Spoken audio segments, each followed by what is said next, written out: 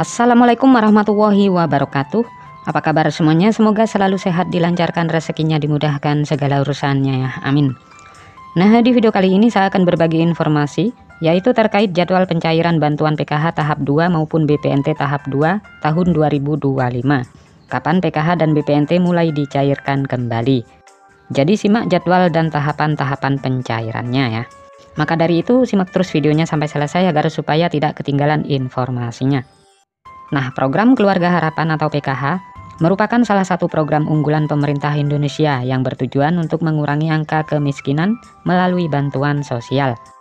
Nah, untuk pencairan tahap pertama ini berlangsung sejak bulan Februari dan berlanjut hingga bulan Maret tahun 2025 karena masih banyak para KPM yang belum cair bantuannya. Hal ini tentu memberikan harapan bagi banyak keluarga penerima manfaat KPM ya, yang menantikan bantuan ini untuk memenuhi kebutuhan sehari-hari. Pencairan dana PKH dan BPNT dilakukan secara bertahap. Dana yang telah dicairkan akan masuk ke rekening Kartu Keluarga Sejahtera atau KKS. Adapun KPM PKH BPNT yang dicairkan melalui kantor pos Indonesia. Meskipun demikian, tidak semua KPM menerima dana secara bersamaan ya, karena beda daerah beda jadwal. Dan berikut jadwal pencairan PKH dan BPNT untuk tahap 2. Nah, perlu diketahui bahwasanya pencairan PKH maupun BPNT itu disalurkan dalam 4 tahap sepanjang tahun. Dan berikut ini adalah rincian jadwal pencairan untuk masing-masing tahap ya.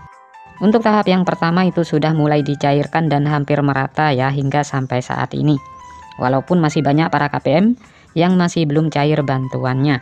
Dan untuk tahap yang pertama ini masih terus dilanjut dicairkan hingga bulan Maret tahun 2025, baik yang lewat kartu KKS maupun yang lewat PT Pos Indonesia. Sedangkan untuk tahap 2 ini akan kembali dicairkan di antara bulan Mei dan Juni. Untuk tahap yang ketiga ini akan dicairkan di antara bulan Agustus dan September. Dan tahap yang keempat di antara bulan November dan Desember, baik PKH maupun BPNT. Nah, dengan adanya jadwal ini diharapkan KPM dapat mempersiapkan diri ya, dan mengatur keuangan mereka dengan lebih baik, terutama dalam menghadapi kebutuhan yang mungkin meningkat di setiap tahapan pencairan. Nah, sementara besaran bantuan PKH bervariasi ya, tergantung pada kategori penerima. Untuk ibu hamil, Rp750.000 per tahap, total 3 juta per tahun.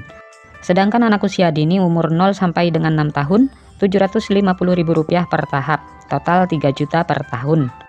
Untuk anak SD sederajat, Rp225.000 per tahap, total Rp900.000 per tahun. Untuk kategori lansia dan disabilitas, Rp600.000 per tahap. Nah, dengan adanya variasi besaran bantuan ini, pemerintah berharap dapat mencakup berbagai kebutuhan yang berbeda dari setiap kategori penerima, sehingga bantuan yang diberikan lebih tepat sasaran. Nah, jumlah penerima manfaat PKH tahun 2025, pemerintah menargetkan sebanyak 10 juta KPM sebagai penerima manfaat PKH tahun 2025. Target ini menunjukkan komitmen pemerintah dalam mengentaskan kemiskinan dan memberikan dukungan kepada masyarakat yang membutuhkan. Dengan jumlah penerima yang besar, diharapkan program ini dapat memberikan dampak positif yang signifikan terhadap perekonomian keluarga penerima. Bagi masyarakat yang ingin mengecek status penerima manfaat, kalian dapat mengunjungi situs resmi cekbansos.kemensos.go.id. Di situs tersebut, kalian dapat menemukan informasi terkait status penerimaan bantuan sosial, termasuk PKH dan BPNT. Nah, untuk mendapatkan informasi terbaru dan paling akurat, selalu pantau terus informasi resmi dari Kementerian Sosial. Dengan mengikuti perkembangan terbaru, KPM dapat lebih siap dalam memanfaatkan bantuan yang diberikan. Dengan adanya bantuan ini diharapkan dapat meringankan beban ekonomi dan membantu keluarga dalam memenuhi kebutuhan dasar para KPM.